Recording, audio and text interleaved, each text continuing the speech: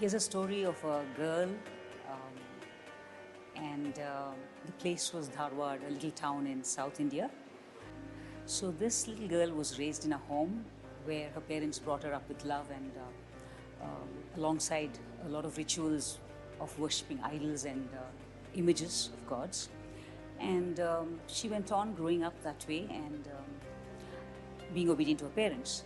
And alongside, something interesting happened. There was a little red book that was given to her in her school. And she took that book and kept reading it through the pages over and over again.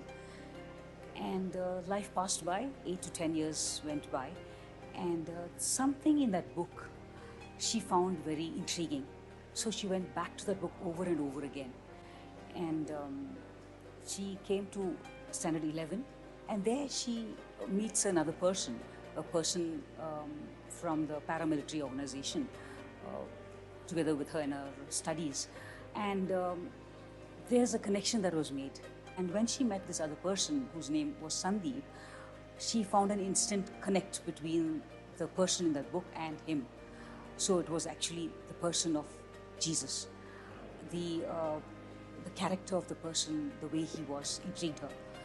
So this lady, this girl, as it were, is now sitting before you, grey, and now she would carry on with her story.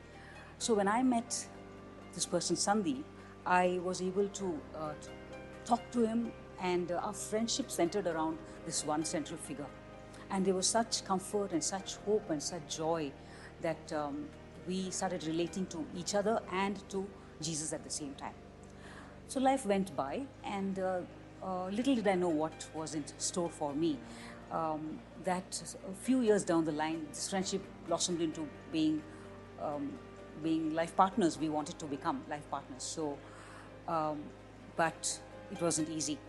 So we come from two different ethnic backgrounds, from two different language groups, and a lot of disparity from different kind of lifestyles. So it wasn't really acceptable by my parents. So then my father stood the ground of a disapproval. I left home on one hand happy that I had made my choice, but deep down in my heart was a burden, a sense of shame and guilt which grew day by day, and I couldn't just handle that.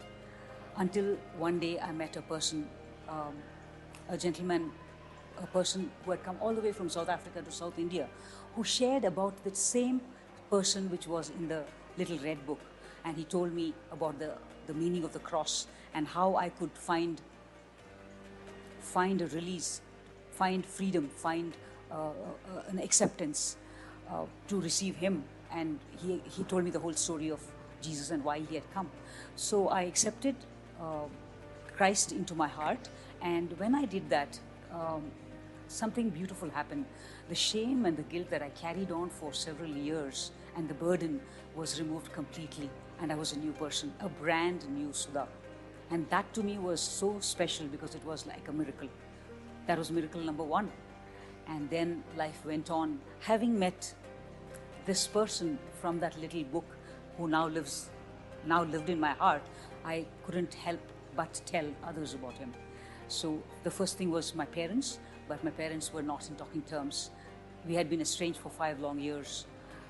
But as time went by, I believe God worked it out that my father came back to me and he received me into his arms, as it were. He took me back home. It was one of the best days of my life. And I believe that this same God, my Savior, my Redeemer, and my best friend who lives in my heart now caused that to happen, being a miracle too. And then my father took ill, seriously ill, as in terminally ill. And I had been sharing with him about Christ indirectly and directly at times.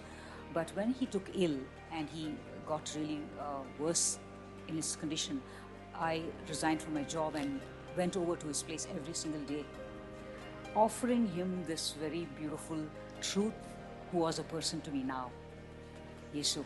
And I kept sharing the hope and the life that he offered. My father listened, ill as he was.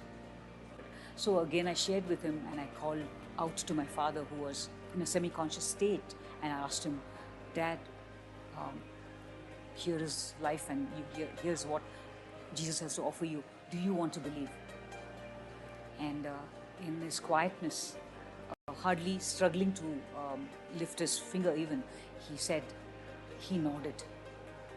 That was such a beautiful moment of my life, because only the next day I held his hand, and with hope in my heart, I just committed him into God's hands, and he moved on to his forever home.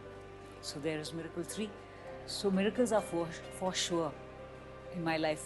And in summary, all I want to say is thank you, Gideon community, for your compassion, the compassion that you have, the passion that you have shown, even like the God of the little red book, and for the friendship, for the sacrifices that you all depict.